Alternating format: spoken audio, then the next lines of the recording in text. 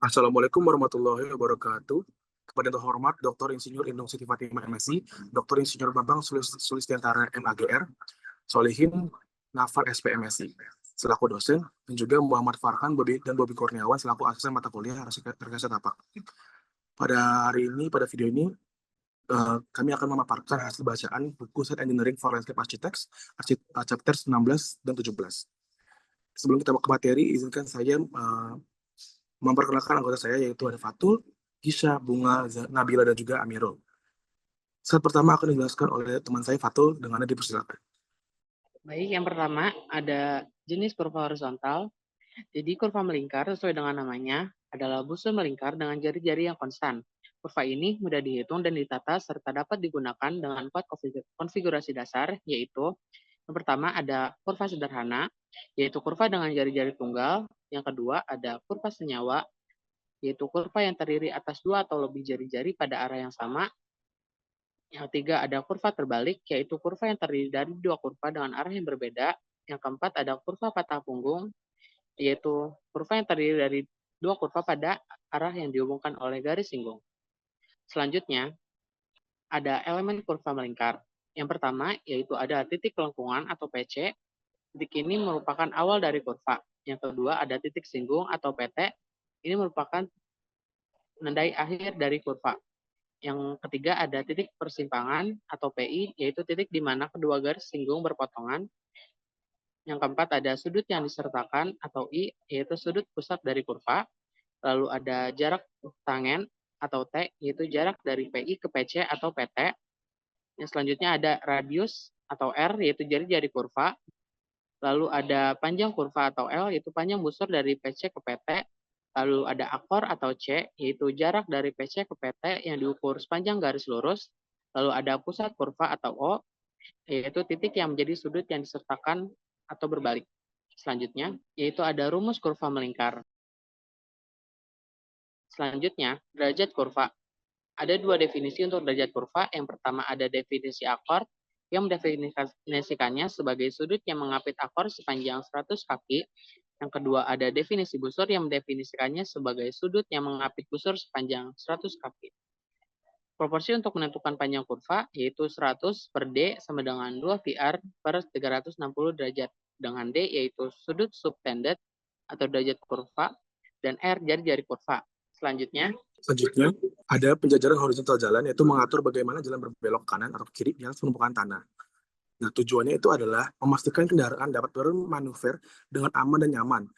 Selanjutnya, stationing. Stationing adalah pengukuran yang diterapkan pada survei rute untuk jalan, saluran listrik, saluran pembuangan, dan sebagainya. Stationing ditandai secara kontinu di sepanjang garis tengah rute dari titik awal yang ditetapkan sebagai stasiun 0. Sebagai tambahan, titik-titik kritis seperti titik tinggi dan rendah, persimpangan jalan, serta awal dan akhir kurva ditempatkan berdasarkan titik-titik station. Dalam sistem customary ES, station penuh berada pada interval 100 kaki dan setengah pada interval 50 kaki. Selain itu, station parsial 20 atau 30 meter dapat digunakan untuk pematokan konstruksi. Selanjutnya, grafik gambar konstruksi. Untuk tujuan identifikasi, kurva horizontal biasanya diberi nomor pada gambar konstruksi. Contohnya dapat dilihat pada slide berikut ini. Selanjutnya adalah tikungan tajam di jalan pegunungan. Poin yang pertama adalah jarak pandangan di tikungan. Sangat penting agar pengemudi dapat melihat kondisi jalan di depan dan bereaksi dengan baik. Masalahnya, hambatan visibilitas seperti pepohonan, bangunan, dan tebing dapat meningkatkan risiko kecelakaan. Nah, maka solusinya adalah merancang tikungan agar tetap terbuka. Yang kedua, ada mengatur posisi rambu lalu lintas dan cermin tikungan untuk meningkatkan visibilitas. Selanjutnya, ada super elevasi atau kemiringan jalan di tikungan.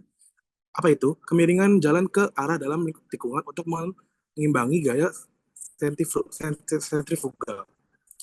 Fungsinya itu untuk mencegah kendaraan tergelincir, meningkatkan stabilitas kendaraan saat berbelok, dan juga mengurangi keausan pada ban dan permukaan jalan.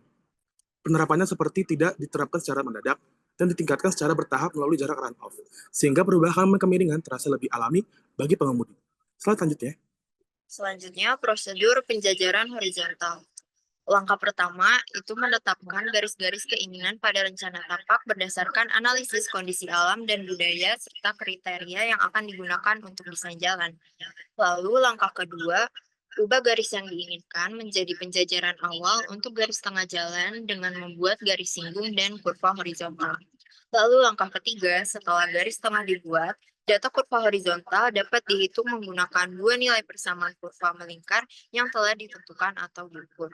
Lalu langkah keempat atau langkah terakhir, yaitu memeriksa perhitungan kurva horizontal terhadap kriteria desain dan meninjau ulang seluruh penjajaran dengan memperhatikan analisis lokasi. Selanjutnya ada penjajaran vertikal jalan. Mengatur pergerakan jalan yang naik dan turun di daerah berbukit tujuannya adalah untuk menjaga kenyamanan dan stabilitas kendaraan saat melewati tanjakan dan turunan.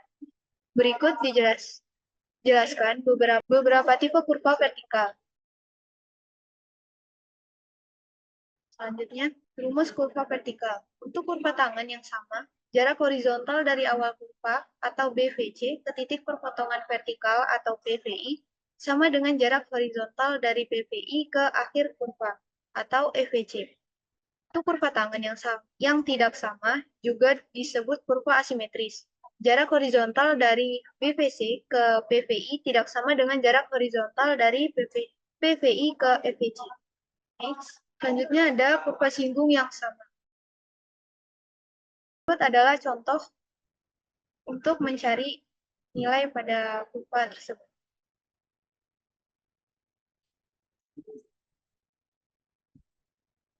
Hitung lokasi titik tinggi dan rendah dengan rumus berikut, yaitu kurva singgung yang tidak sama. Untuk menghitung kurva singgung yang tidak sama, pendekatan yang sederhana adalah dengan mendesain kurva singgung yang tidak sama sebagai kombinasi dari dua kurva garis singgung yang sama dengan menggunakan prosedur berikut ini. Selanjutnya adalah jarak pandang pada jalan menanjak dan menurun. Itu ada jarak pandang sangat penting untuk keselamatan pengemudi. Ada dua kategori jarak pandang yang harus diperhatikan, yaitu adalah jarak pandang berhenti, yaitu jarak minimal agar kendaraan bisa berhenti tanpa menabrak objek di depan. Yang kedua ada jarak pandang mendahului, yaitu jarak minimal agar kendaraan dapat menyalip dengan aman tanpa risiko tabrakan. Lalu ada tantangan jalan dengan kemiringan curam. Ada masalahnya utama yaitu visibilitas terbatas. Lalu solusinya itu untuk meningkatkan visibilitas. Yang pertama ada perancangan kurva vertikal yang lebih panjang, mengurangi sudut kemiringan, tanjakan dan turunan. Ketiga ada penempatan rambu lalu lintas dan penerangan yang cukup. Lalu ada proses perancangan jalan untuk keamanan dan kenyamanan. Ada analisis medan, yaitu menentukan rute terbaik dengan memperhitungkan topografi, menentukan garis jalan yang efisien, yaitu menghindari belokan atau tanjakan yang terlalu ekstrim. Selanjutnya ada pembuatan profil elevasi, yaitu menyesuaikan bentuk jalan dengan kondisi alam. Lalu ada perhitungan panjang kurva vertikal, yaitu disesuaikan dengan kecepatan kendaraan untuk menjaga kenyamanan. Dan terakhir ada memastikan jarak pandangan yang cukup, yaitu menghindari titik buta yang berbahaya bagi pengemudi. Selanjutnya ada grafik gambar konstruksi. Tidak seperti kurva horizontal untuk setiap data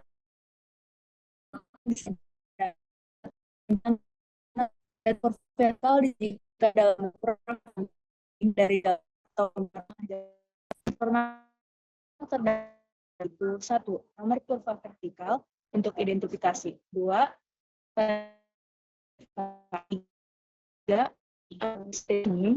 Stationing, dan keempat elevation pada poin ketiga.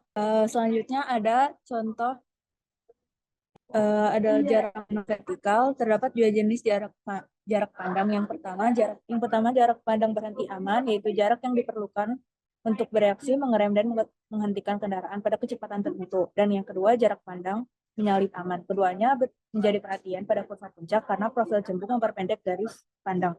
Untuk jalan berkecepatan rendah, di mana arsitek lanskap terlibat, menyalip kemungkinan besar akan dilarang. Oleh karena itu, jarak pandang berhenti aman lebih menjadi perhatian. Jarak yang memerlukan jarak pandang menyalip aman harus dirancang oleh insinyur jalan raya yang berkualitas. Nah, ini contohnya. Ya. Baik, terima kasih atas perhatiannya. Mohon maaf jika ada salah kata. Kami kelompok 4 paralel 1 izin undur diri. Wassalamualaikum warahmatullahi wabarakatuh.